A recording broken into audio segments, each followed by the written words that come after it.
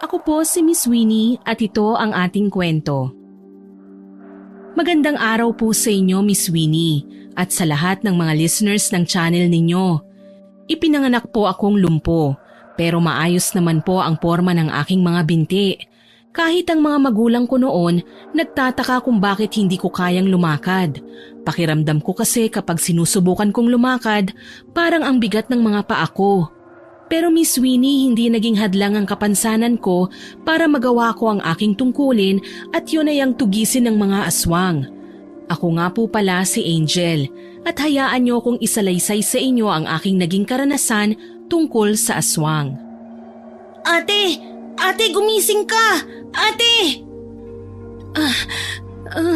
Felo, Diyos ko, muntik na akong mamatay ah. Parang hindi ako makahinga ng maayos. Binabangungot na naman po kayo. Parang ilang gabi na po ito ah. Ano po ba kasi ang pinapanaginipan niyo? Nanaginip ako na may isang aswang na gustong pumatay sa akin. Ang aswang na nakikita ko sa aking panaginip, ang siyang aswang na pumatay kay tatay. Sandali nga lang po, kukuha lang ako ng tubig. Sige, pakibilisan lang, Felo. Diyos ko, bakit na naman ba nagpapakita sa akin ang aswang na yun? Ano na naman ba ang kahulugan nitong panaginip ko? Ito na po pala ang tubig. Ubusin niyo po yan para medyo kumalma po kayo. Noong nakaraang gabi, isang babae ang napanaginipan ko. Babaeng may suot na gintong saya tapos may takip ang muka. May ginagawa siyang ritual para sa mga paa ko. Nakikita ko ang sarili ko sa panaginip, nakaupo sa isang silya habang binabasbasan ng isang babae para makalakad. Ano po? Kilala niyo po ba yung babae? Hindi kasi may takip nga yung mukha niya. Naguguluhan na talaga ako sa nangyayari Ang mabuti pa ate, magdasal ka bago matulog para lubayan ka ng mga masasamang panaginip. Ginagawa ko naman yun Alam mo yung aswang kanina sa panaginip ko? Nag-iwan sa akin ng banta. Darating daw ang panahon na papatayin nila ang tao dito sa baryo. Baka naman po naaalala nyo lang ang nangyari kay tatay bago kayo natulog kanina. Ni minsan hindi naman yun nawala sa isipan ko Halos araw-araw naiisip ko ang nangyari kay tatay. Ate, kalimutan na po natin ang mga nangyari. Kaya po ganito ang buhay natin kasi hanggang ngayon hindi nyo pa rin matanggap na wala na ang tatay Umaasa pa rin po kayo na babalik siya. Paano nga yun mangyayari gayong pinatay na siya ng aswang? Hindi nahanap ang katawan ni tatay, kaya umaasa ako na buhay siya. Ikaw na nga po ang nagsabi sa akin na nakita niyong kinaladkad ng aswang ang katawan niya palayo. Sabi niyo pa duguan na po si tatay, kaya imposibleng mabubuhay pa siya. Ang pinanghahawakan ko na lang nababalik si tatay ay ang kanyang anting-anting. Hanggat nandito ang anting-anting niya, alam kong buhay pa siya. Hindi na umimik si Felo, kaya bumalik na kaming dalawa sa pagtulog. Hanggang sumapit naman ang isang umaga, dumating si Yana sa bahay, ang aking matalik na kaibigan. 3 taon na rin simula nung nagkakilala kami at sa lahat ng mga dalaga sa baryo, siya lang itong nagturing sa aking kaibigan. Mabait siya, hindi kagaya ng ibang tao na pinagtatawanan ng kapansanan ko bilang isang lumpo. Eto nga pala, Angel, may dala akong kakanin para sa'yo. Hindi kasi naubos kaninang nilalako ko kaya naisipan kong dalhin sa'yo ang iba. Salamat ha. Tsaka nga pala, kamusta na ang lolo mo? Okay na siya. Bigla nga siyang naging malakas ng mapainom ko ng taho Yung bang taho na gawa sa luya, effective nga talaga yon. Sabi ko sa'yo magandang inumin ng taho para sa paos. Na paano ka ba't mukhang nangingitim yung ilalim ng mga mata mo? Hindi ka ba nakatulog ng maayos kagabi? Hindi palagi kasi akong dinadalaw ng masamang panaginip. Masamang panaginip? Alam ko na naman yan, tungkol yan sa tatay mo na kinaladkad ng aswang ano? Hindi rin, yung aswang na pumatay sa tatay ko. Nagpapakita siya sa akin sa panaginip. Sinasaktan niya ako tapos pinagbabantaan na darating raw ang araw na sasakupin nila itong baryo. Ano? Grabe naman yung panaginip mo kahit ako natatakot. Pero ang sabi ni Lolo, kabaliktaran raw ang nangyayari sa panaginip. Hindi raw yun mangyayari. Tsaka huwag ka nang malungkot. Ayokong nakikita kang ganyan Bumalik lang kasi sa akin yung mga nangyari. Kung sana hindi ako isang lumpo, baka may nagawa pa ako habang kinakaladkad ng aswang na yun ng tatay ko. Tama nga yata ang mga tao eh. Malas ni tatay dahil nagkaroon siya ng anak na lampa kagaya ko. Kaya hindi ko naman ang pagiging manunugis niya kahit gusto ko kasi wala akong kakayahan para lumaban. Baka nga hindi lang talaga para sa'yo ang pagiging isang manunugis. Kagaya ng tatay mo, kilala kita bilang isang matapang, matalino at may paninindigan. Alam mo hindi hadlang ang pagiging lumpo mo para makapagligtas ka ng tao. Mabuti na lang at palagi kang nandyan. Ikaw ang palaging nagpapalakas ng loob ko eh. Kaibigan kita, Angel. Ayoko na nakikita ka ng ganyan. Gusto ko masaya ka lagi. Teka, nasan ba si Felo? Nandun sa tindahan ng tinapay. Inutusan ko siyang bumili doon ng pandesal eh. Sige, tamang-tama may dala akong kape dito. Yana, naniniwala ka ba na makakalakad pa ako? Aba oo, merong himala ang Diyos ha. Ikaw naman kasi, dapat kada umaga, nag-iensayo kang maglakad ng sa ganun magkaroon ng lakas ang mga paa mo. Hindi ko kasi talaga kaya eh. Nanginginig ang mga tuhod ko tsaka mabigat humakbang. Nagtataka nga ako kung paano ka hindi makalakad eh. Maayos naman ang mga paa mo, pantay naman. Hindi kaya isinumpa ka ng mga laman lupa o di kaya aswang? Paano mo naman nasabi yan? Ang tatay mo manunugis sabi mo, di ba? At marami siyang napatay na aswang. Paano kaya kung gumamit ang aswang ng itim na mahika para hindi ka makalakad kasi alam nilang ikaw ang magmamana sa pagiging manunugis ng tatay mo? Mas lalo mo lang akong binibigyan ng iisipin eh. Ibahin na nga lang natin ang usapan. Biro lang. Ang akala ko matatawa ka, yun pala mapapaisip ka lang. Ate, bumalik na ako! Felo, bakit ngayon ka lang? Isang oras ka na yatang nandun sa tindahan ni Aling Guring eh. Paano ba naman po kasi may nangyaring masama doon? Masama? Anong masama? Ha? Baka kamo may nagbubugbugan na naman doon sa tindahan kagaya nung nangyari nung nakaraan. Opo, galit na galit nga po si Aling Guring sa kanila eh dahil nasira ang tindahan niya. Kaya palang tagal mo kasi nakipagtsismisan ka pa pala doon. Ito na po pala ang tinapay, ate. O, ito na rin ang kape mo, Angel. Wow, ang sarap naman sa pakiramdam na pinagsisilbihan niyo ako. Pero kaya ko naman tumayo eh. Yun nga lang, kailangan ko ng saklay. Ate, naikwento mo na ba kay Ate Yana yung tungkol sa babaeng napapanaginipan mo? Babae? Opo, sabi ni Ate Angel, ilang gabi na raw niyang napapanaginipan ng babaeng yun eh. May ginagawa raw siyang basbas sa paa ni Ate Angel para makalakad siya. Kaya nga hindi ko na lang ikinukwento sa'yo kasi alam kong hindi ka maniniwala eh. Pero totoo yun, isang babae na gold ang damit. Binabasbasan niya ang mga paa ko para raw makalakad ako. Kilala mo ang babae? Hindi. Hay nako, ikaw lang itong may panaginip na kakaiba. Ang mabuti pa, uuwi na nga lang ako. May inuutos pala sa akin si Lolo eh. Kailangan ko pala siyang bilhan ng gamot dun sa bayan. Ano? Hindi ka na magkakape? Hindi na. Yana, sandali. May nahulog lang na gamit dito oh. Felo, pulutin mo nga at iabot kay Ate Yana mo. Ito po, Ate Yana. Teka, ano ito? Akin na kasi yan eh. Sige na, makaalis na nga ako. Nakita kong ilang segundong napatulala si Felo habang nakatingin sa pintuan namin kung saan lumabas si Yana. Tinawag ko naman ito at dun lang siya napakurap. Sinenyasan ko itong umupo sa tabi ko. Bakas sa mukha ni Felo na may iniisip ito kaya kaagad ko naman siyang tinanong. Anong nangyari sa'yo? Nakita niyo po ba yung nahulog na bagay na yun kanina sa sahig natin? Oo, ako nga nagsabi sa'yo na pulutin mo eh. Bakit ba? Ate, nakita ko inuuod ang laman ng bote na yun. Tsaka bakit may dalang ganun si Ate Yana?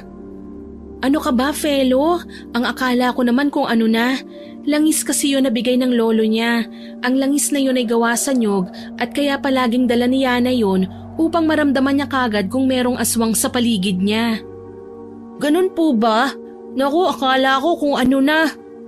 Ang mabuti pa, dalhin mo na ang kape mo sa labas. Susunod na rin ako. Magwalis-walis ka pa sa bakuran natin. Sige po, pero gusto niyo po ba munang alalayan kita? Wag na, paabot na lang yung saklay ko. Ito po ate, tara punta na po tayo sa labas. Umamin ka nga sa akin, nahahalata ako na meron pang ibang gumugulo sa isipan mo eh. Ano na naman ba yun? Naku, wala po. Ito, maupo na po muna kayo dyan at magwawalis lang po ako. Sabihin mo na sa akin, tayo lang naman ang nandito eh. Ate, sa totoo lang po bukod sa nangyaring suntukan doon kanina sa tindahan, may kakaiba po akong nalaman eh. Ano? Sabihin mo na kasi, ang bagal mo eh. Aray ko po! Ito na nga sasabihin ko ni. Alam niyo po ba may namatay raw na dalaga rito sa atin kagabi? Bakit raw? Anong sakit niya? Ang dinig ko wala naman daw po siyang sakit. Tumambay pa nga raw siya kagabi dun sa tindahan ni Aling Goring eh. Hindi na raw siya nakauwi ng bahay nila. Nang makita raw kaninang umagang bangkay niya, bigla raw numipis ang katawan. Ano? Paanong numipis? Alam mo yung parang sinipsip ang katawan niya? Parang gaya po sa pelikula na sinisipsip ng aswang ang katawan ng tao para lumipat ang lakas ng tao dun sa aswang. Imposible naman yung sinasabi mo. Totoo nga po. Yun ang pinag-uusapan nila dun eh. Haka-haka nga rin nila na aswang daw po ang gumawa nun. Nanlaki ang mga mata ko nang marinig ang sinabi ni Felo. Pag-usapang aswang, natatakot ako dahil alam ko na mahirap silang labanan. Nagsitayuan ang mga balahibo ko ng mga sandaling yon. Hindi ko alam kung anong sasabihin ko kay Felo. Makalipas nga ang 2 araw, lumala ang chismis tungkol nga dun sa aswang na pumapatay raw ng mga dalaga. Doon ko lang din nalaman na hindi lang pala iisang dalaga ang namatay, kundi 3 na at meron pang nawawala. Nang araw na yon, pumunta kami sa bahay nila Yana at nadatnan namin ang lolo niyang nagsisibak ng kahoy. Lumalala na palang nangyayari pero wala tayong kaalam-alam. Ang balita ko, kaya raw hindi ko makalat ang krimen na yon kasi pinagbawalan raw ni Kapitan na sabihin sa lahat. Dapat nga kung nag-iisip siya, noon niya pa pinaalaman nangyayari para maging maingat ang lahat.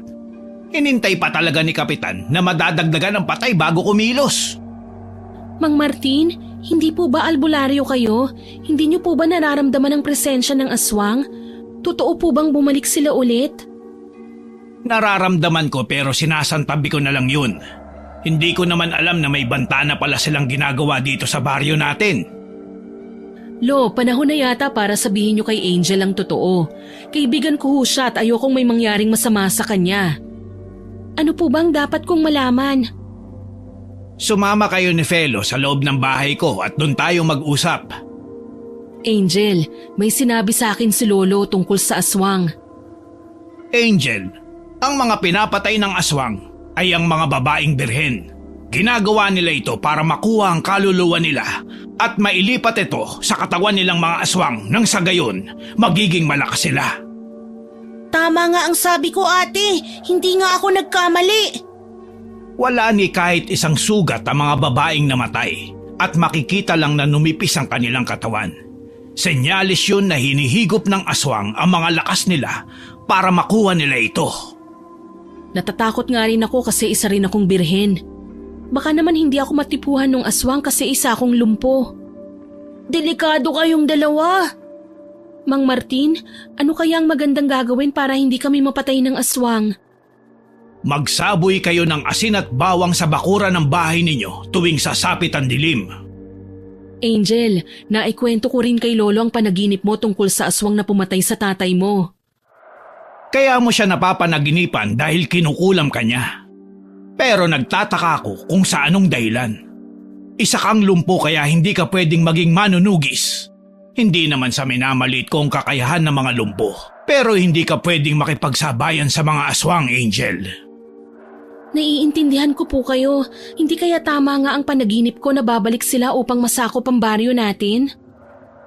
Kapag nanaginip ka uli ng ganoong bagay, pagkagising mo sa umaga, kagatin mo ang mga maliit na buhay na kahoy. Po? Para po saan? Naniniwala ang mga matatanda noon na kapag nanaginip ka ng masama at kinagat mo ito sa isang kahoy, sa oras na mamatay ang kahoy, ang ibig sabihin, mangyayari ang panaginip mo. Pero kapag hindi, kabaliktaran ang mangyayari. Sige po, gagawin ko po yun. Lo, ang kambing natin. Sumama kayo sa akin. May ipapakita ako sa inyo. Mabilis naman kaming sumunod sa matandang lalaki ng mga oras na yon. Dinala niya kami sa kulungan ng kambing nila at ipinakita sa amin ang mga sugat ng kambing sa leeg. Kagat yun ng may mahahabang pangil. Naniniwala ako na kagat ito ng mga aswang. Kakaiba nga po ang ngipin na bumaon sa lalamunan at leeg nila. Halatang matulis. Kapag hayop, kinakagat lang nila at sinisip-sipan dugo. Pero kapag tao, hinihigop nila ang lakas ng mga ito. Tao man o hayop, hindi ligtas sa mga aswang. Buti na lang po, Ate Angel, wala tayong alagang hayop.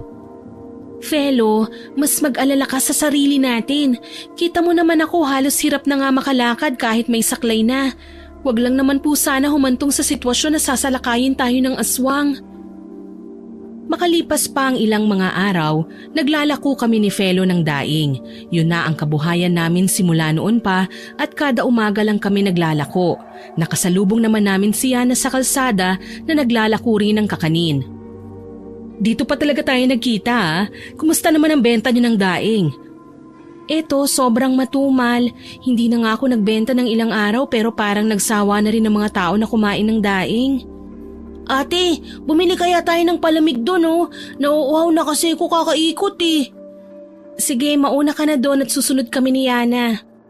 Sige po. Angel, meron pala akong ibibigay sa'yo. Inimbento ito ni Lolo para gawing proteksyon laban sa mga aswang. Sa katunayan, dalawang ginawa niya. Isa para sa akin, isa para sa'yo. Talaga? Patingin nga ako. Eto. Ano ba tong kulay pulang nakalagay? Mula daw yan sa laman ng karne na pantaboy sa mga masasamang nilalang. Isuot mo para hindi ka malapitan ng aswang. Sige, pakisabi kay Mang Martin na maraming salamat ha. Oo, tara na pumunta na tayo kay Felo. Akma na akong maglalakad kaya lang nasagi ng paa ko ang paa ni Yana. Huli na para masalo niya ako. Napasubsob ang mukha ko sa lupa at napangiwi ako sa sobrang sakit. Angel, ayos ka lang ba? Hindi, tulungan mo nga akong makatayo. Hinarang-harang mo na naman kasi ang paa mo sa dinaraanan ko eh. Naku, sorry talaga. Hindi ko sinasadya. Ate, ayos ka lang ba? Naku po, mag-iingat po kayo kasi baka mapano kayo dyan. Sementado pa naman itong kalsada. Hindi ko talaga sinasadya, Angel. Pasensya na talaga. Oo na, tulungan niyo na lang ako ni Felo na makabangon. Ayan. Felo, ibigay mo na nga ang saklay ng ate mo. Eto ate oh. Umuwi na nga lang tayo kasi ang hapdi ng pisngi ko na napasubsob sa lupa eh. Sandali, dumudugo ang pisngi mo. Akin na at nang mapunasan ko ng kamay ko. Ate, dadaan pa tayo kay Aling Sonia. Paano ba yan ang sakit-sakit ng pisngi ko? Naghihintay yun sa atin para makahingi ng kahit barya man lang. Kawawa naman po si Aling Sonia kapag maghapon siyang nandun at nakaupo sa gilid ng kanto para hintayin lang tayo. Oo na, dadaan na tayo doon. Doon sa babaeng namamalimos? Naku, kayo na lang ang dumaan doon kasi sobrang init na. Mauna na lang ako sa inyo. Kita na lang tayo mamaya ha. Pupuntahan na lang kita sa bahay nyo. At saka huwag ka nang magtagal doon sa babaeng namamalimos. Ang pisngi mo dumudugo. Oo, sandali lang kami doon. Ate, napaano po ba kayo at natumba kayo kanina? Nasagi ko kasi ang paa ni Yana kanina eh. Imposible naman po na hindi niya alam na masasagi mo ang paa niya. Nadisgrasya lang, Felo. Bakit, iniisip mo ba na sinadya ni Yana na pati rin ako para matumba? Opo.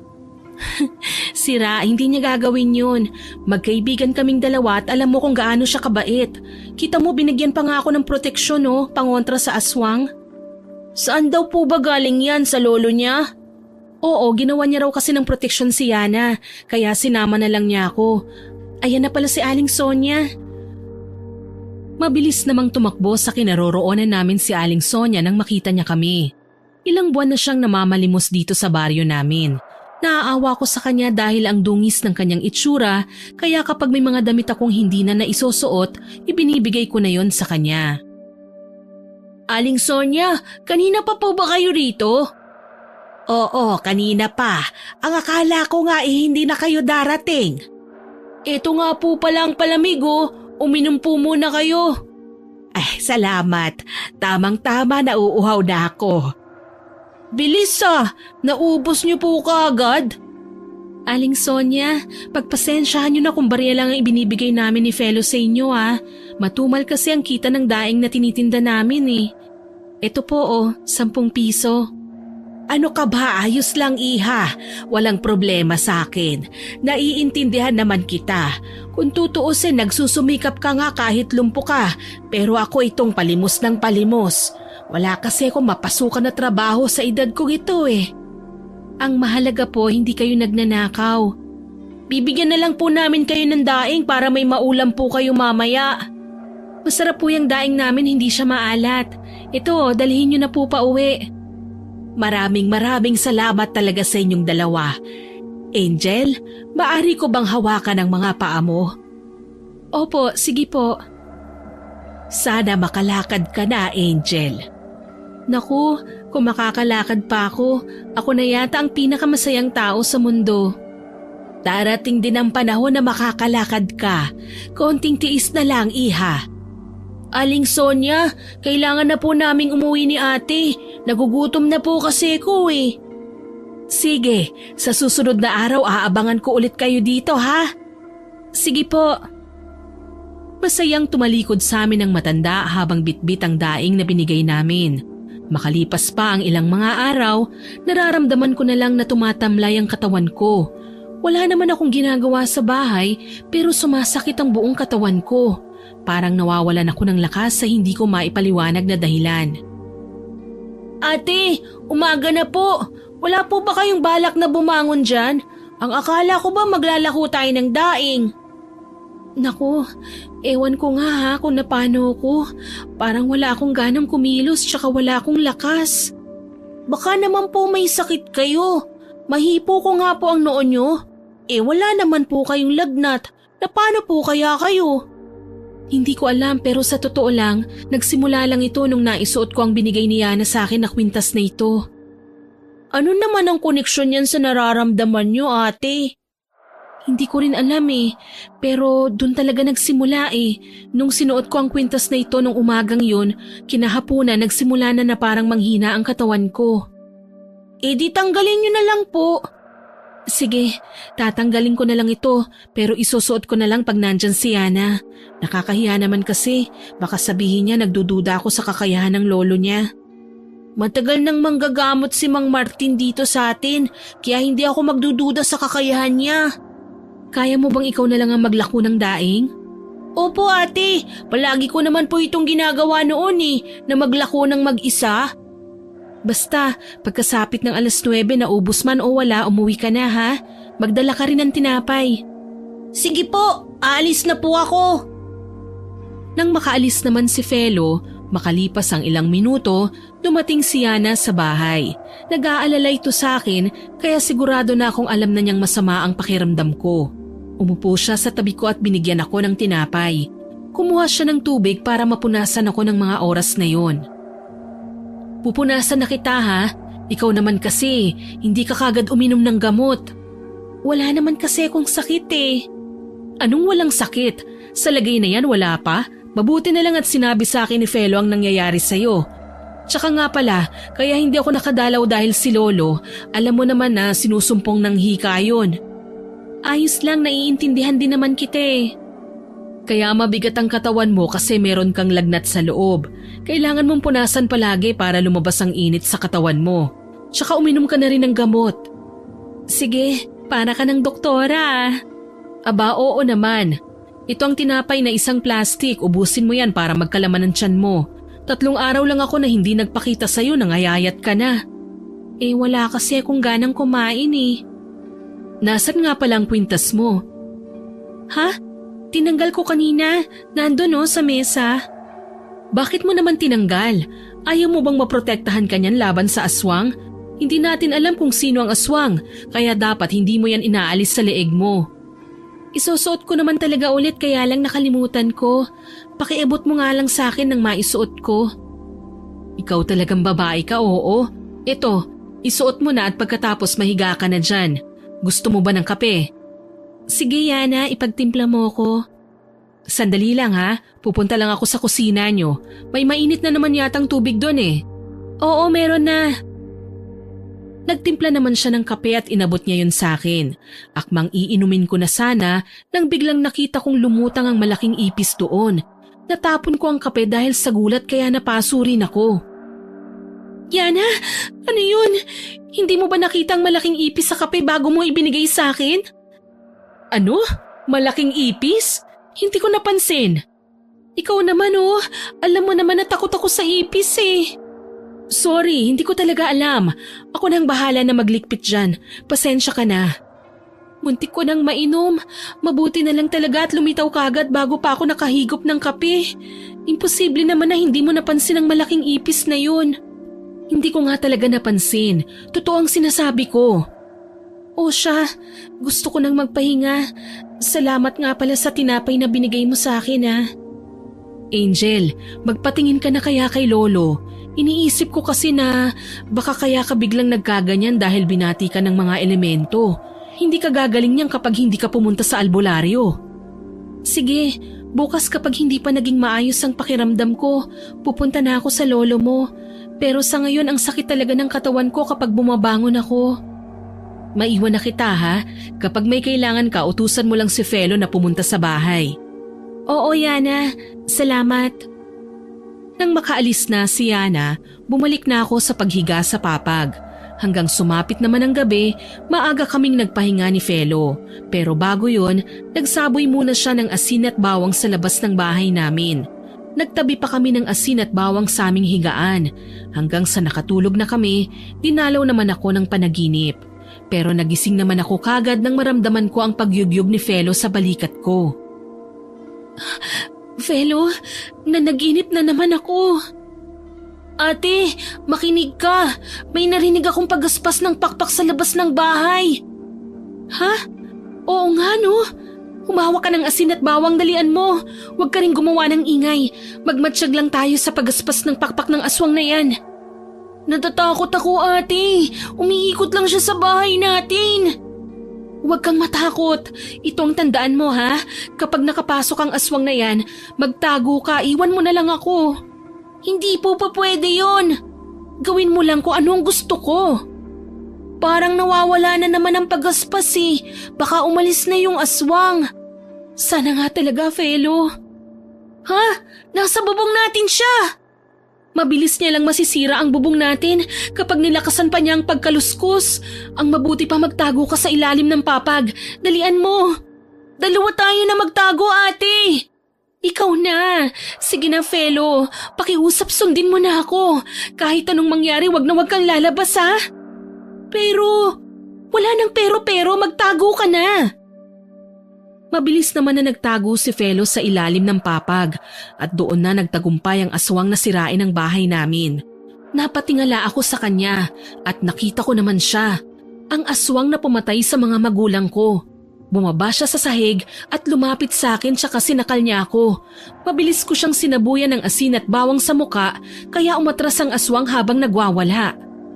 Felo, lumabas ka na dyan. Lumipat na tayo sa kwarto ni tatay, dalian mo. Dito na ako ate, tara na po. Bilisan mo ang pagtakbo bago pa niya tayo maabutan. Hindi siya makakapasok sa kwarto ni tatay dahil maraming pangontra doon laban sa mga aswang. Kailan niyo pa po nabuksan ang kwarto ni tatay? Kaninang hapon lang. Tara na, dumiretso ka na sa loob. Diyos ko, ang buong akala ko napatay ka na kanina ng aswang na yun. Hindi ko naman hahayaan na mangyari yun dahil nag-aalala din ako sa'yo. Ate? Oh, bakit? Nasaan ang saklay mo? Nandito, dala-dala ko. Ha? Hindi. Wala nga akong saklay. Nakakalakad ka na, ate! Hindi! Totoo, nakakalakad na nga ako. Diyos ko, paano to nangyari? Himala, salamat talaga sa Panginoon. Bukas na po tayo magsaya kasi mukhang hinahanap pa po tayo ng aswang sa labas.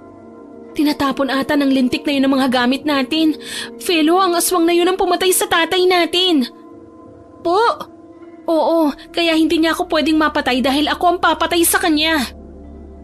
Makalipas naman ang ilang minuto, narinig namin na lumipad papalayo ang aswang kaya doon na kami lumabas ni Felo.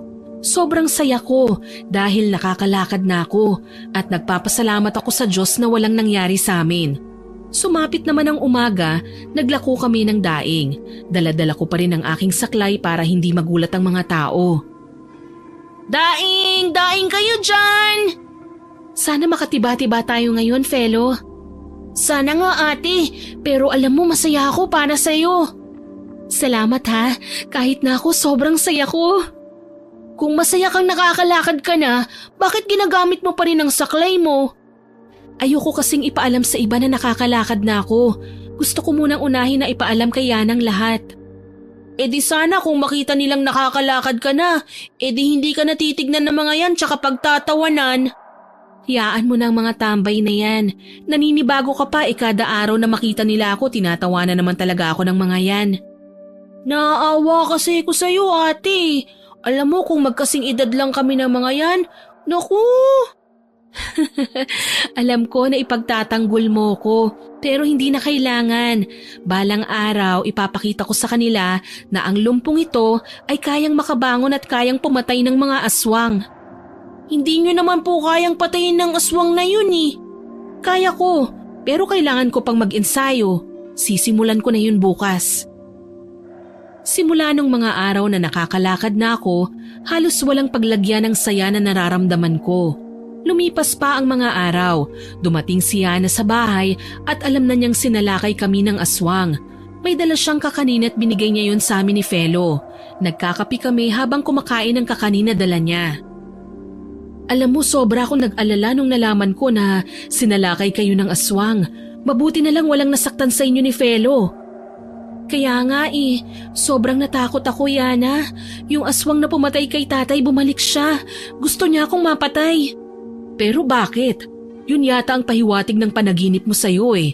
Sinunod mo ba ang sinabi ni Lolo na ikagat mo sa maliit na punong kahoy kung managinip ka ulit tungkol sa aswang?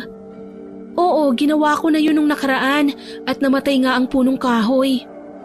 Ang sabi ni Lolo sa akin, kaya ka raw nananaginip ng ganon kasi nakasilip siya sa dingding nyo. Pwede raw na habang pinapanaginipan mo siya, nakasilip siya sa'yo. Ano? Oo, tignan mo naman kasi itong dingding nitong bahay nyo. Tsaka nagtataka si Lolo kung paano kayo sinalakay ng aswang. Naisip niya na baka hindi mo sinuot ang kwintas na binigay niya sa'yo, kaya ka sinalakay ng aswang. Sa totoo lang, hindi ko talaga sinuot yun. Kada gabi na matutulog ako, tinatanggal ko yun kasi parang sumisikip sa leeg ko eh. Hindi naman kasi ako sanay na matulog na may kwintas. Kaya pala alam mo kung sinunod mo lang sana ang sinabi ko na wag mong tatanggalin ang kwintas, malalayo ka sa kapahamakan. Ate, hindi ba ang sabi niyo sa akin, sasabihin natin kay Ate Yana ang sikreto mo? Sikreto? Ano namang sikreto yun? Yana, alam ko matutuwa ka kapag nalaman mo ito. Tignan mo, kaya ko nang tumayo kahit wala akong saklay. Ha? Totoo nga. Paano nangyari yan? Ano bang ginawa mo at kailan ka pa nakakalakad?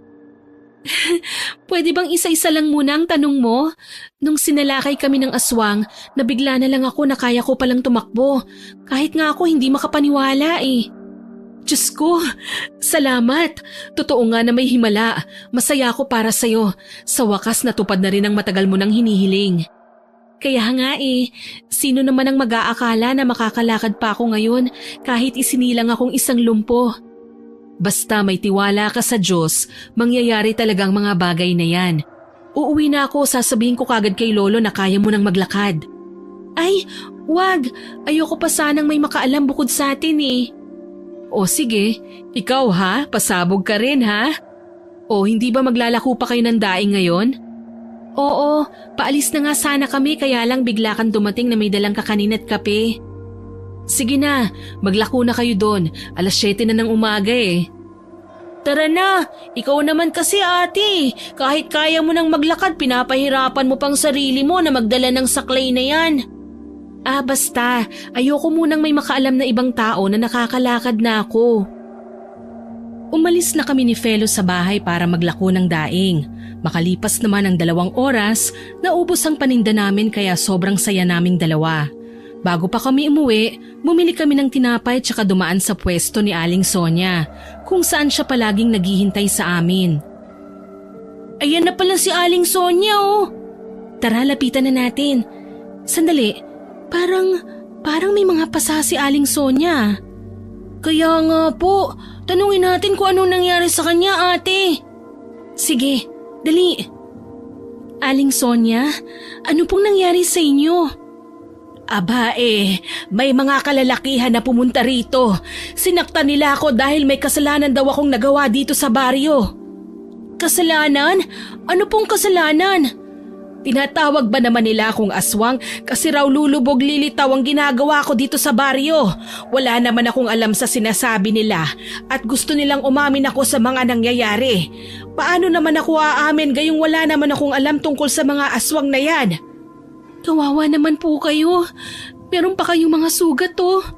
Felo, ibigay mo ng tinapay sa kanya tsaka ang sa malamig. Ito nga rin po pala ang konting barya. Masyado na itong marami Paldo ata kayo ngayong araw. Opo, sa awa ng Diyos naubos ang tinitinda naming daing. Ganon talaga kapag mabait kang tao. Palagi kang kinaaawaan ng Diyos. Iha, mag-iingat ka kasi merong nilalang na hindi ka titigilan. Po? Oo, ikaw ang sadya nila. Gusto ka nilang mapatay. Mapatay? Sino po ang papatay sa akin? Ang mga aswang po bang tinutukoy nyo? Oo, galit sila sa'yo. Paano nyo po nalaman ang tungkol sa mga bagay na yan? Narinig ko ang kwentuhan ng mga tao rito. Sinalakay raw kayo ng aswang. Mag-iingat ka at lumaban ka sa kanila para mabuhay. Gamitin mo ang asin at bawang. Kahit papaano hindi ka nila masasaktan kapag meron kang ganon. Sige po, maraming salamat po sa pagpapaalala sa akin. Magiging sagabal ka sa planong pagpapalakas ng aswang kaya hanggat hindi mo pa nadidiskubre ang lakas na meron ka, uunahan ka nilang patayin. Nakakatakot naman po ang sinasabi nyo, Aling Sonia. Hindi ko to sinasabi para takutin kayo. Sinasabi ko ito para paalalahanan kayong huwag maging kampante sa mga taong nakapaligid sa inyo. Tumango naman ako kay Aling Sonia at tapos ay umuwi na kami ng bahay. Pinasok ko ang kwarto ni tatay at pinakialaman ko ang kanyang mga gamit. Lahat ng patalim na tinatago doon sa kwarto niya ay tinignan kong maigi. Nagtaka naman si Felo kung bakit ko yung ginagawa hanggang sa sinabi ko sa kanya na gusto kong labanan at mapatay ang aswang. Baka po mapahamak lang kayo ate kapag sinubukan yung labanan ng aswang. Alam nyo naman po na malalakas sila Sabi ni tatay, takot raw ang mga aswang sa mga patalim na ito. Tignan mo itong karit niya, may bahid pa ng dugo oh. Ito ang huling patalim na kanyang ginamit bago siya kinaladkad ng aswang. Paano mo naman po gagamitin ang karit na yan? Ginigilitan ni tatay ang leeg ng aswang gamit itong karit. Takot raw sila rito dahil kapag nasugatan sila, sumasama ang kanilang mga balat sa talim ng karit. Naniniwala po ba kayo sa sinabi ni Aling Sonia na hindi tayo titigilan ng aswang? Oo, naniniwala ako. Sabihin na nating hindi natin siya gaanong kakilala, pero malakas ang kutob ko na may alam siya tungkol sa mga aswang. Halata naman po sa pananalita niya kaya lang hindi ko na po siya tinanong kanina. Ano naman po yung parang buntot na nakalapag sa papag? Ang tawag dito ay buntot pagi. Natatakot rin daw ang aswang dyan, sabi ni tatay. Mamayang gabi, itatabi natin itong buntot pagi at karit. Ano po ang gagawin sa buntot pagi? Hinahampas ito sa mga aswang at pwede din silang masugatan dahil dito. Ang dami-daming gamit ni tatay pero wala akong nakikilala sa mga yan. Bata ka pa kasi nung namatay si tatay kaya nga hindi ko na sinubukang sumigaw nung nakita kong kinakaladkad siya ng aswang dahil hawak kita noon. Ganun po ba? Oo, malapit nang sumapit ang gabi. May manunggal akong nakita dun sa likod ng bahay. Kukunin natin yun at isasabit sa bintana. Ate, ano naman po ang ganap ng manunggal? Pantaboy din sa mga aswang. Nang malapit ng dumilim, nanguha kami ng manunggal sa likod ng bahay tsaka iniligay yun sa bintana at pintuan. Maayos na rin ang bubong namin ngayon na sinira ng aswang. Nilagyan ko rin ng malalapad na kumot ang aming dingding para hindi kami masilip ng aswang. Sululang ang meron kami sa bahay kaya maaga kong sinindihan yon. Parang hindi po ako makatulog. Natatakot kasi ko na baka dumating ang aswang at dadaan na naman siya sa bubong. Kung sakali mang darating ang aswang, siguradong sa bubong siya dadaan. Pero na kasing manunggal sa bintana at pintuan eh. Pero huwag kang matakot. Katabi natin ngayon ang asin, bawang, karit at buntot pagi ni tatay. Kaya may pamatay tayo sa kanya. Kung makapagsabi po kayo na may pamatay sa kanya, parang makakaya niyong kontrolin ang lakas ng aswang. Susubukan ko at alam kong magagawa ko yun dahil yun ang gusto kong gawin. Maya-maya pa, habang nakahiga na kami, bigla kaming naalarma nang marinig ang malakas na pagaspas ng aswang. Hinawakan ko ang buntot pagi at karit tsaka naghanda sa pagpasok niya sa bahay namin. Kagaya nga ng inaasahan ko, sa bubong na naman siya naghanap ng daan hanggang sa nasira niya ito at bumulaga na naman sa amin ang nakakatakot na nilalang. Nagkita rin tayo ulit, pero hindi na ako kagaya ng dati. Ang batang lumpo na tinititigan ka lang nakalad ka rin ng ama ko. Ate, bakit mo kinakausap ang aswang na yan? Sasagot ba yan sa'yo? Hindi ko alam, pero Felo, sabuyan mo na siya ng asin. Sige po. Humanda ka sa aking aswang ka. Pagbabayarin kita sa ginawa mo sa magulang ko. Mag-iingat ka ate, mukhang mapanganib siya. Ayan na, sumasalakay din siya sa'yo. Sabuyan mo na lang siya ng sabuyan ng asin hanggang sa mamatay ang hayop na yan. Sa bawat pagdampi ng asin sa katawan ng aswang, umaangil ito sa sobrang hapdi. Tumakbo ko papalapit sa kanya, tsaka pinalo ang aswang ng buntot pagi sabay gilit ng karit sa kanya. Nagawa ko siyang sugatan sa 2 gamit na bitbit ko sa pag-atake. Gumanti naman ito sa akin at malakas niya akong binangga kaya tumalsik ako sabay umpog ko sa dingding namin. Lumipad ang aswang papunta sa bubong at tumakas. Ate, ayos lang po ba kayo? Oo, ayos lang ako. Nagawa ko siyang sugatan, Felo. Tama nga si tatay, matalimang karit na ito. Tignan mo nandito pang bahid ng dugo ng aswang na yun. Kaya ata siya tumakas dahil natatakot po siya sa inyo ate. Sa wakas, magagawa mo na siyang mapatay dahil sa mga gamit ni tatay. Sana nga talaga, nang sa ganun masagot na ang katanungan ko, kung buhay pa ba si tatay o pinatay na siya ng halimaw na yon. Bumangon na po kayo dyan sa sahig, ate. Ang sakit ng likuran ko na naumpog sa dingding. Sobrang lakas niya. Paano pa kaya kung walang asin at bawang na tumatama sa kanyang balat? Sigurado ako baka namatay na ako kanina. Malakas ang loob mong labanan ng aswang na yon, ate. At sigurado ako na magiging magaling kang manunugis kung sakaling minana mo ang kakayahan ni tatay. Kahit hindi ako nagmana ng pagiging manunugis ni tatay, papatayin ko pa rin ang aswang na yon. Tinulungan ako ni Felo na makabangon mula sa sahig. Sumakit ng husto ang likuran ko pagkasapit ng umaga, pero hindi ko ininda yon para lang makalako kami ng daing. Nang araw na yon, nagulat kami nang makita si Aling Sonia na naglalakad sa daan. Ang alam ko wala siya sa baryo namin kapag ganong araw. Pumupunta lang siya sa araw ng Miyerkules para makapanghingi sa amin ng limos. Aling Sonia, bakit po kayo nandito? Hinahanap talaga kita. May gusto kong sabihin sa'yo. Ano naman po yun? Ang akala ko po ba araw lang ng Miyerkules ang punta niyo dito sa baryo namin? Kasi meron akong gustong sabihin. Hindi ako manlilimos ngayon. Importanteng bagay ang sasabihin ko. Angel, ikaw lang ang may kakayahan na pigilan siya. Sino po ang pipigilan ko? Ang mga aswang. Pigilan mo sila. Patayin mo sila para manahimik na itong baryo. Ano naman po ang magagawa ko para mapatay sila? Sa tingin niyo po ba may kakayahan ng isang lumpo na kagaya kong pumatay ng aswang? Oo, malaki ang tiwala ko na magagawa mo yon. Alam mo rin na hindi ka na lumpo at nagpapanggap ka na lang ngayon. Ano? Paano niyo po nalaman ang mga bagay na yan? Ang kapatid ko lang po at si Yana ang nakakaalam tungkol sa bagay na yan. Hindi na kailangan malaman mo pa kung paano ko natuklasan ang bagay na yon. Ang mahalaga, malaman mo na meron kang kakayahan na pigilan sila. Wala po akong alam sa pakikipaglaban. Kapag hindi mo magawang mapatay ang aswang, ikaw ang papatayin nila. Wala kang magagawa doon dahil yun ang kapalaran mo. Kakatay ka ng aswang o ikaw ang kakatayin nila. Aling Sonia, bakit po may alam kayo tungkol sa mga aswang? Ano po ba talaga ang totoo niyong pagkatao? Hindi naman umimik ang babae at mabilis na lang itong umalis. Nang mga oras na yon, nakita ko rin si Yana na tumatakbo papalapit sa kinaroroonan ko. Nahahalata ako na umiiwas si Aling Sonia sa kanya sa hindi ko malaman na dahilan. Sumamak sa akin, may kailangan sabihin si Lolo sa'yo. Teka, bakit? Ano bang meron, Yana?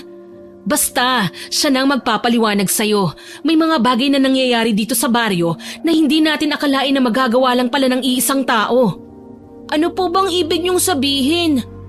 Sumunod na lang kayo sa bahay para maliwanagan kayo sa lahat. Sige, tara na, Felo. Si Aling Sonia ba yun? Oo, nagtaka nga ako kung bakit siya umalis nung makita kanyang paparating sa kinaroroonan namin. Umiiwas yata ang babaeng yun. Ang akala niya siguro makakabalik pa siya para makapanlimos dito. Anong ibig mong sabihin? May nadiskubre si Lolo sa pagkatao ng babaeng yun. Hindi siya mapagkakatiwalaan. Ano? Bakit? Hindi naman umimik si Yana hanggang sa nakarating kami sa bahay nila. Pinapasok nila kami sa loob ng kanilang bahay at mabilis na isinara ang pintuan. Seryosong nakatingin sa akin si Mang Martin ng mga oras na yun.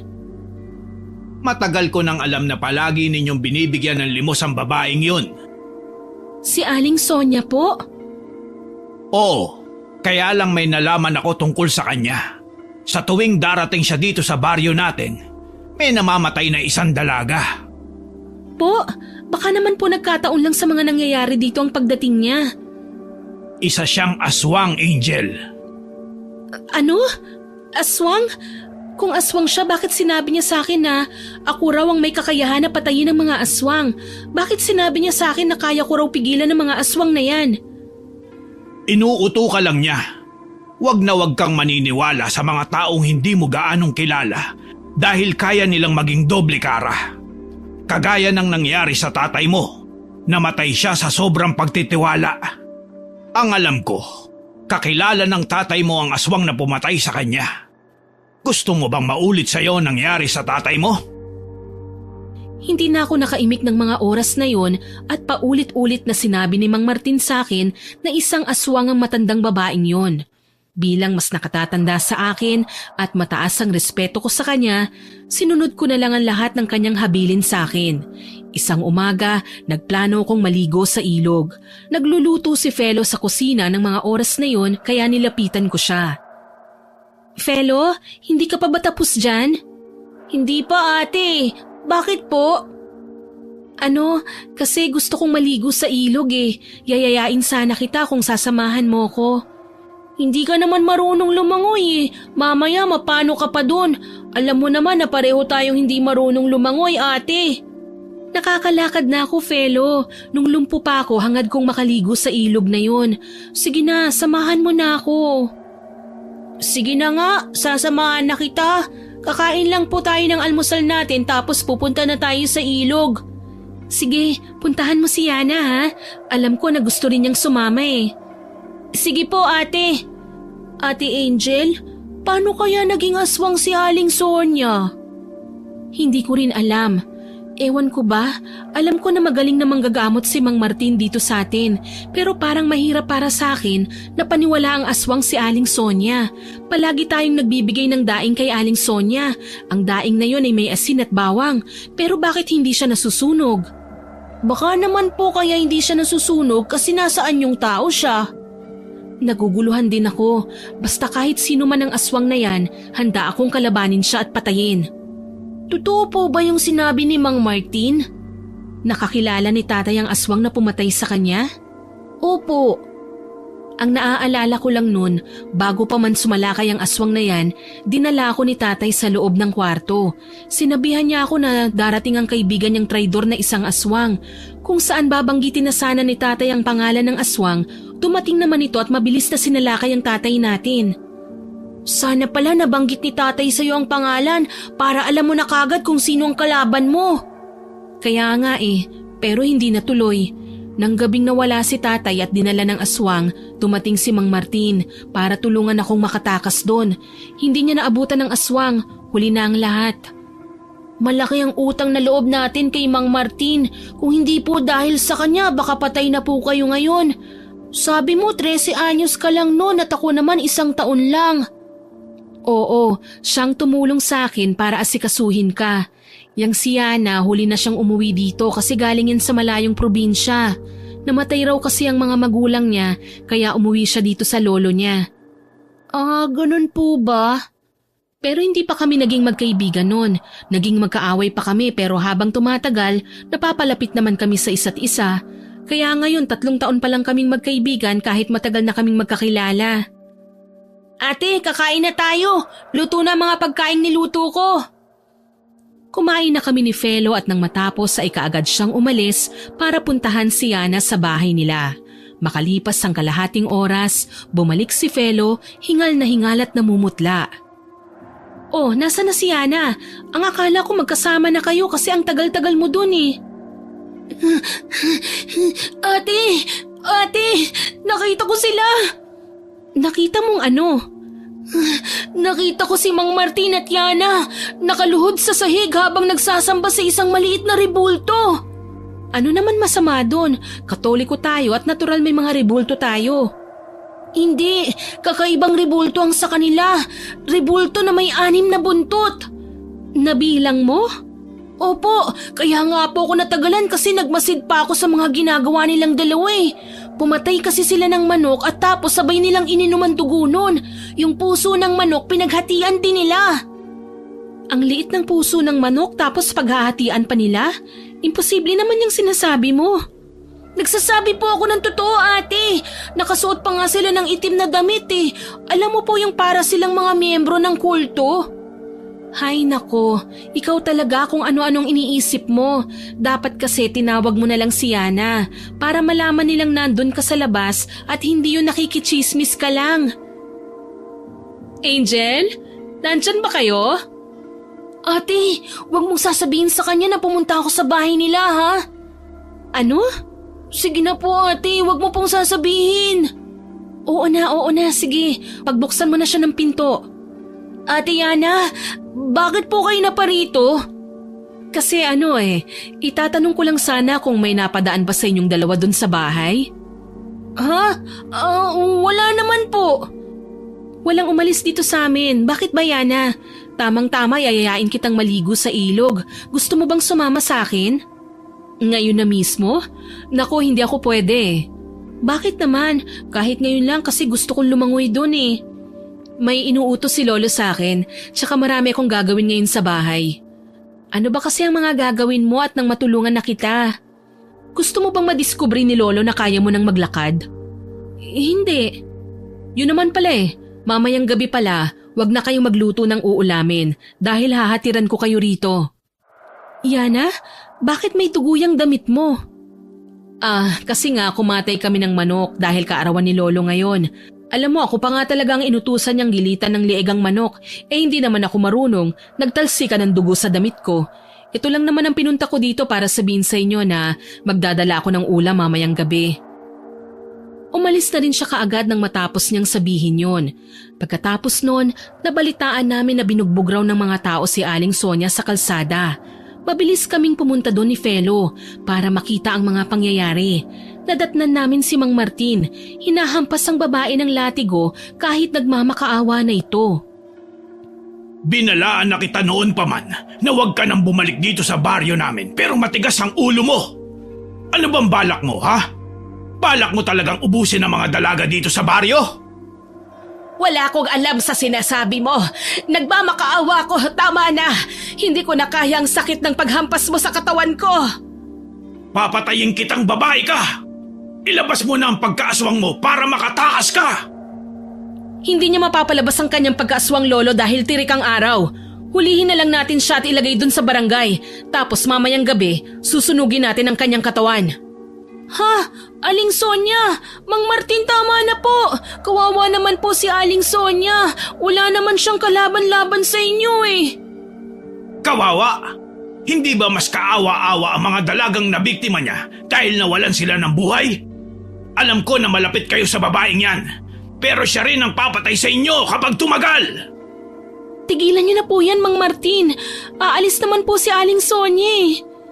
Sige, hindi ko siya papatayin. Pero siguraduhin mo lang na hindi ka nababalik. Naintindihan mo ba? Oo, aalis na ako. Parang awa nyo na, huwag nyo akong patayin. Hindi ko talaga alam ang mga pinagsasasabi nyo. Hindi ako aswang, hindi! Huling-huli na po kayo kaya huwag nyo nang ipagkaila. At sino ang nakakita sa akin? Wala naman eh. Naghahanap buhay lang ako sa pamamagitan ng panlilimos. Kay Angel lang naman ako nanghihingi at hindi naman sa inyo. Tama na po, Aling Sonia. Huwag na po kayong sumagot. Tayo na, Yana. Umalis na tayo. Kayo naman dalawa. Siguraduhin nyo lang na hindi ko na makikita ang pagmumukha ng babaeng yan dito. Dahil kung hindi, sa susunod na makita ko pa siya, papatayin ko na yan. Sige po. Nang magsialisan na ang mga tao, doon na namin kinausap si Aling Sonia. Nagpaliwanag naman ito sa akin kung paano humantong sa sitwasyon na sinaktan siya ng mga tao. Biglaan nga rin ang lahat. Dumating ang maglolong yun dito tsaka sinaktan nila ako. Kasi iniisip po nilang aswang kayo. Aswang? Paano naman ako magiging aswang? Ni isa wala naman nakakakita sa akin na may kinain akong tao ah. Sa akin nila isinisisi ang pangyayaring pagkamatay ng mga dalaga dito. Paano ko naman gagawin yon? Mahirap lang ako pero hindi ako mamamatay tao.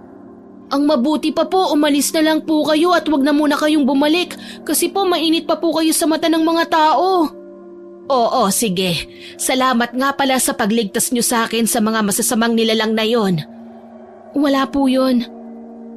Umalis naman ang babae at hawak niya ang kanyang katawan na maraming sugat. Awang-awa kami pareho ni Felo sa kanya, kaya lang wala kaming magawa dahil marami pa ring nakatingin sa amin. Hanggang sumapit ang gabi, maaga kaming nagpahinga pero kagaya ng palagi naming ginagawa, naghahanda at nagtatabi kami ng mga pangontra sa aswang. Hanggang sa kalagitnaan na naman ng pagtulog ko, nagising ako ulit sa malakas na pagtawag ni Felo sa pangalan ko. Ate! Ate Angel! Felo, ang babae nagpakita na naman siya sa akin. Ano na naman ba ang nangyari sa'yo sa panaginip mo, ate? Ang anting-anting ni tatay, gusto niyang kunin ko yun. Ano? Hindi bang sabi mo hindi mo pwedeng gamitin yun dahil hindi ka naman manunugis?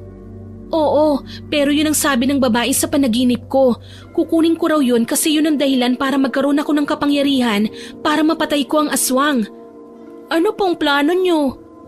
Gagamitin ko yon. Sandali lang, hahanapin ko lang ang baul na nilalagyan ni tatay ng anting-anting niya. Diyan ba nilagay ang anting-anting na yon? Oo, tinago ko yun dito eh. Sandali lang. Hinanap ko yon sa ibang parte ng drawer hanggang sa nakita ko yon sa pinakailalim. Kaagad kong kinuha ang maliit na kahon at inilipat sa papag.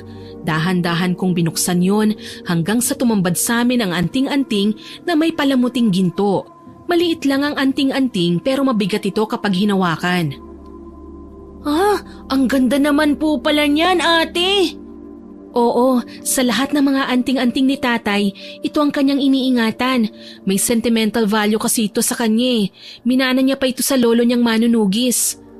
Ate, tignan mo oh, unti-unting lumiliwanag ang anting-anting. Oo nga ano, tama nga ang babae sa panaginip ko. Liliwanag nga talaga ang anting-anting kapag hinawakan ko. Ibig sabihin nito, nararapat na isuot ko ang bagay na ito. Siguro nga po. Kayo po kung anong gusto nyo, susuportahan lang naman kita ate sa mga bagay na gusto mong gawin eh. Alin ba ang mas pipiliin mong isuot? Ang kwintas na binigay ni Mang Martin o ang anting-anting na yan? Matagal ko nang hindi nasusuot ang kwintas na binigay ni Mang Martin sa akin. Sumasama kasi ang pakiramdam ko kapag nasusuot ko yun eh. Ate, pwede bang wag mong sabihin kay Ate Yana ang tungkol sa bagay na yan? At bakit naman? Alam mo, napapansin ko lang parang may gusto kang sabihin tungkol kay Yana eh. Pero parang hindi mo pa rin masabi sa akin. Sa totoo lang po kasi, malakas kasi ang kutob ko na may tinatago ang babaeng yun sa atin. Bigla po akong nawala ng tiwala sa kanya simula nung nakita ko ang kakaibang ginagawa nila ng lolo niya. Yung may ginagawa sila habang nakaharap sa rebulto na may 6 na buntot. Sige, itatago ko na lang sa kanya ang tungkol sa bagay na yan. Kung ano man ang iniisip mo kay Yana, sana hindi nga yan maging totoo. Makalipas pa ang mga araw, nabigla na lang ako sa hindi pagbisita ni Yana sa bahay.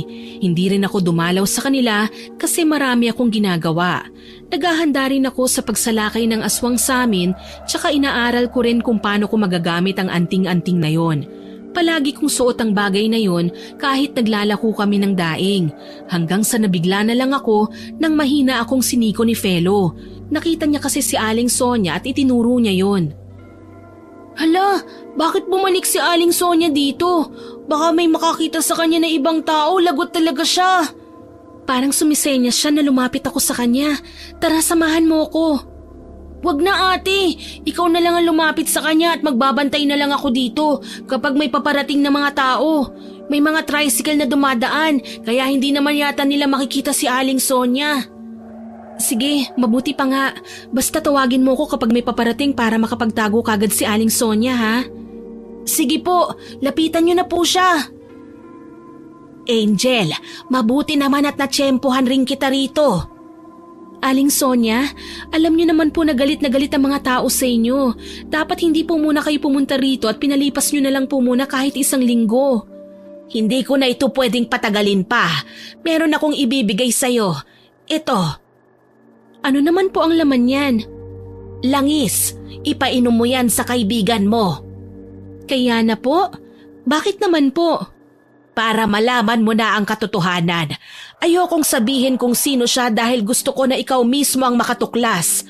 Mag-iingat ka sa kilos na gagawin mo. Gusto ko lang din na paalalahanan ka. Hindi lahat ng mga kilos mo ay dapat mong ipaalam sa babaeng yon. Kahit magkaibigan pa kayo, matuto kang magsikreto. Ano po ba talaga ang ibig niyong sabihin? Hindi ka maniniwala kapag sinabi ko sa'yo. Sige na, umalis ka na at umuwi. Pag-isipan mong maigi ang mga planong gagawin mo para hindi ka maisahan.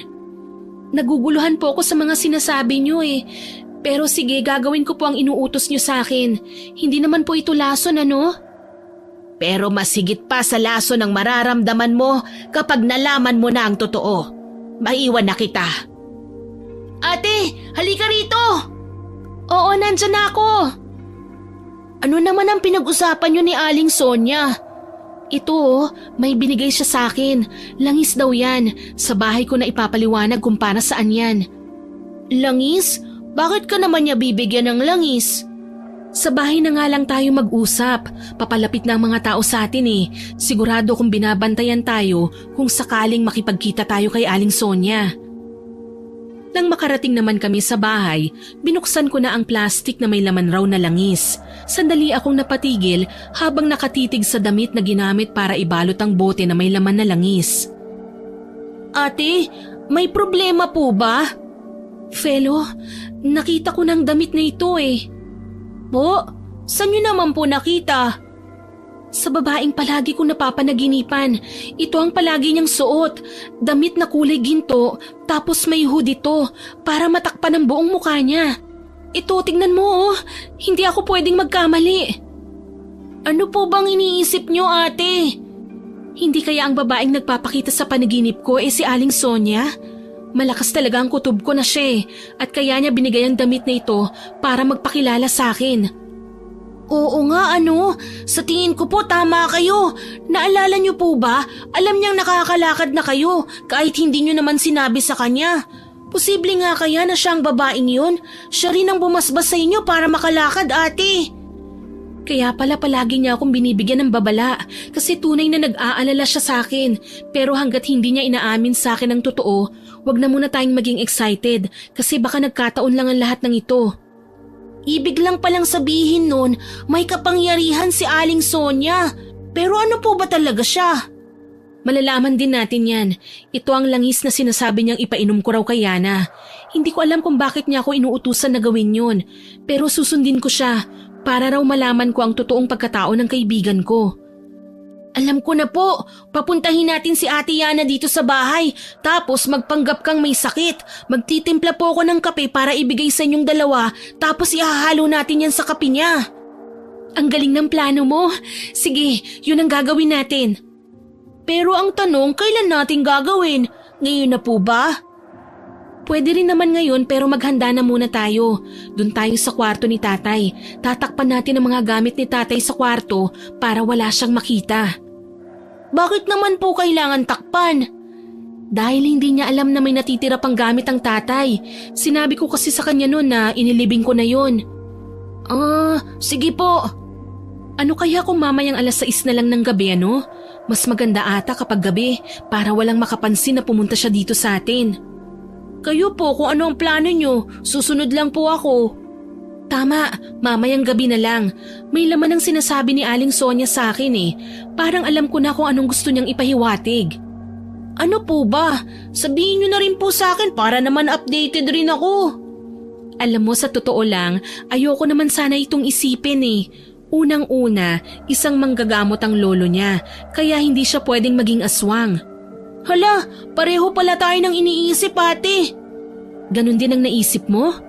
Opo, naalala niyo po ba nung sinabi ko sa inyo na nahuli ko silang kumakain ng manok? Doon ko po naisip na aswang siya dahil kitang-kita ko ang pag-inom nila ng dugo. Bago pa man sumapit ang dilim, pumasyal ako sa bahay ng maglolo. Nadatnan ko silang seryosong nag-uusap sa labas ng kanilang bahay pero sabay din silang ngumiti sa akin nang makita nila ako. Angel, napasyal ka, iha. Wala lang naman po. Yayayain ko lang po sana si Yana na doon na maghapunan sa bahay. Talaga?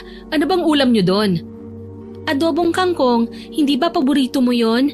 Tsaka Yana, medyo masama kasi ang pakiramdam ko eh. Gusto ko sanang makasamang kaibigan ko. Ayan, nagdadrama ka na naman. Sige ba, punta ako sa inyo mamaya. Alam mo, iha, ang saya-saya ko dahil magkaibigan kayo ng apo ko. Si Yana lang naman po ang nakipagkaibigan sa akin kahit lumpo ako eh. Yung iba po lumayo na sa akin dahil baka raw pumahawa sa pagkalumpo ko wala naman akong sakit. Hayaan mo na mga yan. Ganyan talaga mga tao kapag walang magawa.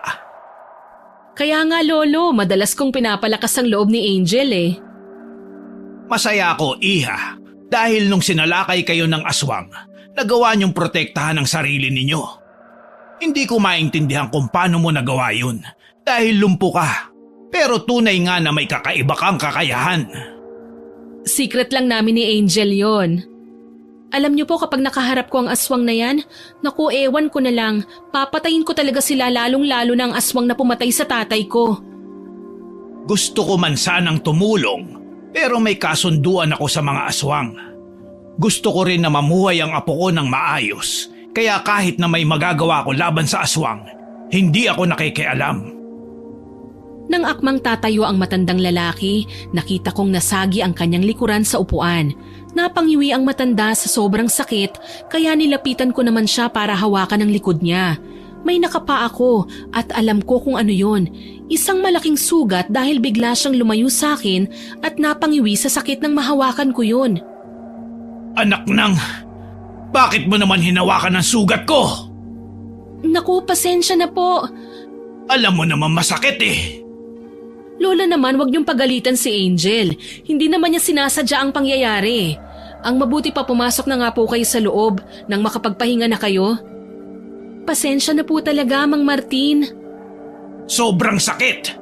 Gumagaling na nga sana ito, kaya lang hinawakan mo pa. Hindi nga po sinasadya ni Angel eh. Pumasok na po kayo sa loob, Lolo. Na paano bang likod ng lolo mo? Ewan ko ba sa matandang yan? Palibhasa kasi sobrang pasaway. Nadulas dun sa ilog at tumama ang likod niya sa bato. Ilang araw na niyang tinitiis yan eh. Kahit ilang langis ang ipahid niya dyan, ang tagal pa rin gumaling ng sugat niya. Ah, ganun ba? Sige, aalis na ako ha. Punta ka na lang sa bahay mamaya. Oo, mamayang 6:00 darating ako. Nagpaalam na ako sa kanya nang umalis ako ng hapon na yon. Hanggang sumapit naman ang gabi, ginawa na namin ang aming plano. Dumating si Yana sa bahay at umarte kong nanginginig sa higaan. Diyos ko, Angel, anong nangyari sa'yo? Masama kasi ang pakiramdam ko eh.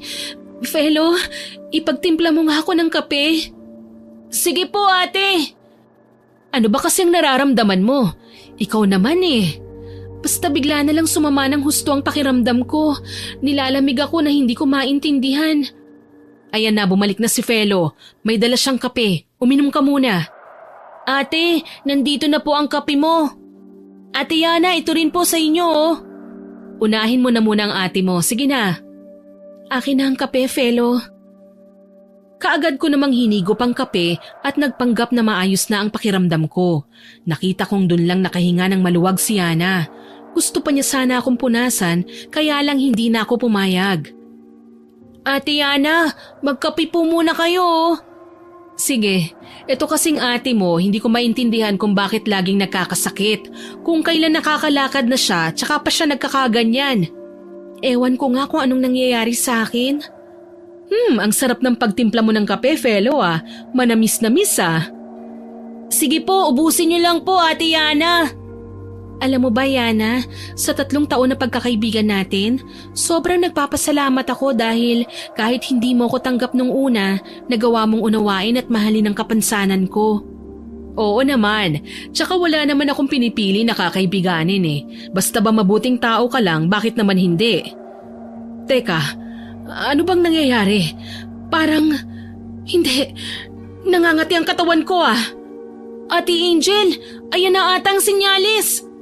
Isarado mo ng pintuan ng kwarto. Dalian mo. Anong ginawa mo sa akin? Mga walang iya kayo! Hindi, unti-unting nagbabago ang anyo niya. Hindi nagtagal naging aswang na si Yana. Humaba ang kanyang mga kuko, naging mapula ang kanyang mga mata at naging nakakatakot ang kanyang muka.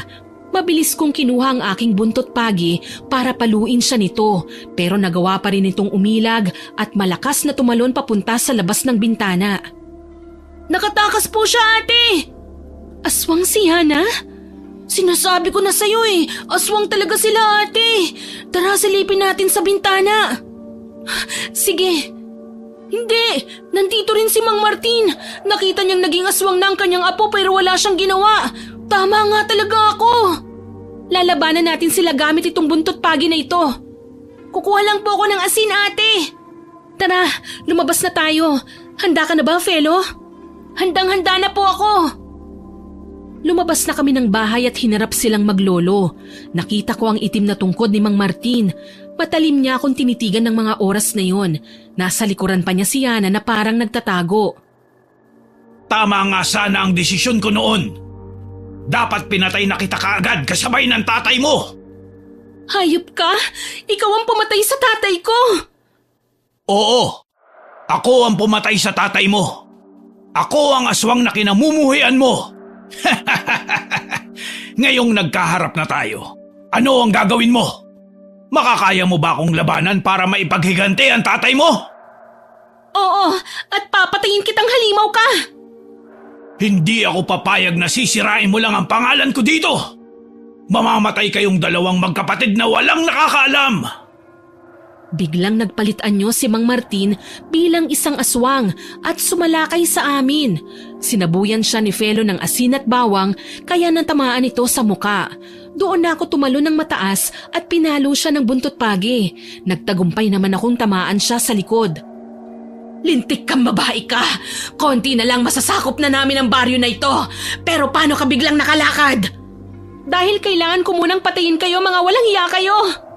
Mag-isa ka na lang, kaya hindi mo kami mapapatay. Hindi mananaig ang isang lumpo na kagaya mo sa akin. Kung ganun, subukan natin. Sayang, itinuring kitang kapatid pero masama ka palang hayop ka. Ni minsan, hindi kita itinuring na kaibigan. Wala kang bilang sa akin, Angel. Wala! Lumipad naman si Yana para sumalakay sa amin ni Felo. Sinigurado kong hindi niya masasaktan ang kapatid ko. Nasa likuran ko si Felo at nagsaboy lang ng asin at bawang. Habang naglalabanan kami ni Yana, bigla namang dumating si Aling Sonia. May bitbit siyang pangontra at hinarap niya ang aswang na matandang lalaki. Ano naman ang pakiramdam na ginawan ko talaga ng paraan para mailabas lang ang pagkaaswang nyo? Sinabi ko naman sa'yo si Angel ang papatay sa aswang na kagaya mo. Isa kang aswang na harimondon kaya alam kong malakas ka, pero mahina ka na dahil sa edad mo. Ngayon, subukan natin kung sino ang mas malakas sa atin. Sige, matatapos ka na ngayong gabi. Papatayin ka ng ate ko! Hayop kang matanda ka! Tatapusin kita, Yana! Nagtulungan kaming tatlo sa pagsalakay sa mga aswang. Karit at buntot pagi ang gamit ko sa pakikipaglaban. Nagawa kong kalmutin ni Yana, pero nagawa ko siyang sugatan ng karit kaya sunod-sunod ang pag-angil nito. Bumaksak siya sa lupa nang magilitan ko ng karit ang kanyang pakpak. Buwisit kang babae ka! Magpaalam ka na sa lolo mo! Wag! Tama na! Kailangan mong mamatay dahil mga masasama kayo! Wag! Angel! Hindi na ako nakinig sa kanya at pinutol ko ang ulo niya gamit ang karit. Napalingon ako sa kinaroroonan ni Aling Sonia at nakita ko siyang nakikipaglaban sa aswang na Harimondon. Isa kang aswang! Panahon na ng paniningil ko! Pinatay mo ang apo ko, kaya isusunod kitang babae ka! Ate, sasabuyan ko siya tapos sugurin mo siya ng buntot pagi mo! Oo, sige, Felo! Tapusin mo na ang laban, Angel! Patayin mo na siya!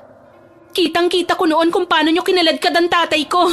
Walang ya talaga kayong aswang kayo. Pangalan mo pala ang dapat nababanggitin ng tatay noon. Masakit pa rin sa'yo ang nangyari? Kung ganon, sumunod ka na sa tatay mo para magkasama na kayo sa impyerno! Sumugod sa kinaroroonan ko ang aswang at tumalon nito sa ere para tarakan ako ng kanyang mahahabang kuko. Napailag naman ako. Biglang lumitaw ang anting-anting ni tatay na suot ko kaya nakita ko siyang umatras at tinakpan ang kanyang mga mata. Malakas siyang sumigaw na parang nasasaktan.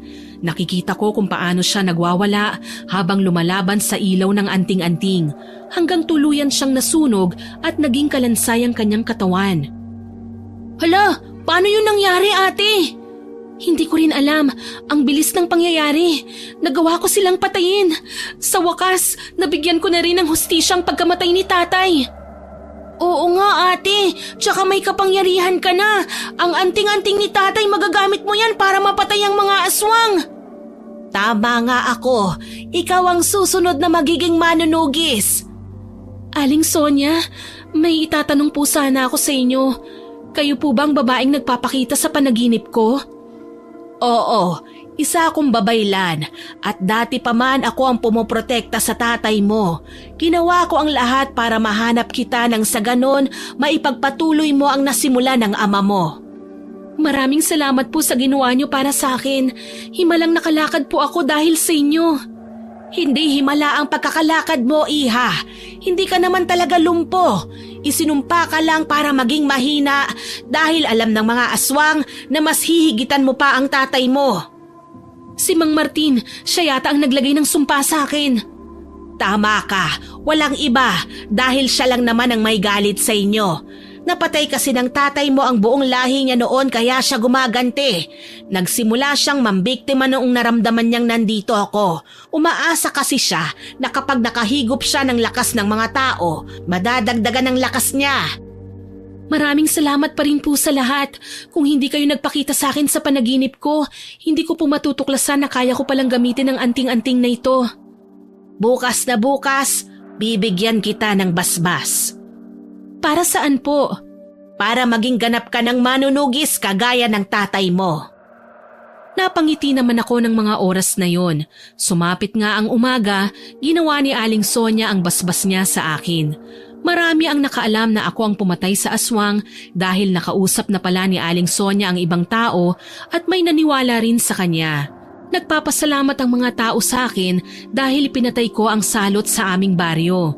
Sa ngayon po, Miss Winnie, mas lalo pang nadadagdagan ang karunungan ko sa pagiging manunugis. Dumadayo rin ako sa iba't ibang baryo para pumatay ng aswang. Hanggang dito na lang po ang aking kwento. Maraming salamat at more power po sa inyong channel. Sana po ay nagustuhan nyo ang aking ibinahaging kwento. Bago ko po tapusin ito, gusto ko pong mag-shoutout sa mga masusugid nating listeners. Shoutout po kina Miss Malia Torres from Taiwan, Miss Anne Gray from New Zealand, Miss Filipina Palsario from Germany, Ma'am Emily Servano, Miss Lisa Takada, kay Ma'am Cristina de los Reyes, kay Miss Lisa Mendoza na avid listener po natin from Dubai, kay Mrs. Diesta ng Botolan, Zambales, Miss Milona Quiroga from Zamboanga del Sur, kay Claire Jaren, Miss Charilyn Granada at sa Ampat family, Miss Lisa Quezon, Noemi Garcia Pabunan, Miss Rosalyn Isip from Japan, kay Idol Ashtin Olviga na lagi pong nag-heart sa mga upload natin, Miss Marie Chris Linab, Chris Gel Mamado, Miss Carol Manzano Abrigo, kay Sir Jenmer Garcia, Miss Bernadette Arcalas from Cook Islands, kay Bingbing Acevedo, Gabriel Endoso at Justine Grace Dignos from Hong Kong, kay Letty Dukay, kay Jennifer Juan at sa fiancé niyang si Richard Toledo, si Miss Rowena Ausa at sa Ausa family at kay Ma'am Sherna Docot na magbe-birthday sa June 28. Salamat po sa lahat ng mga nag-subscribe, nag-like at nag-comment po sa ating mga kwento. Sa susunod po ay pipilitin kong ma-shoutout ang iba pa nating listeners. Muli, ako po si Miss Winnie na nagpapasalamat sa inyong pakikinig.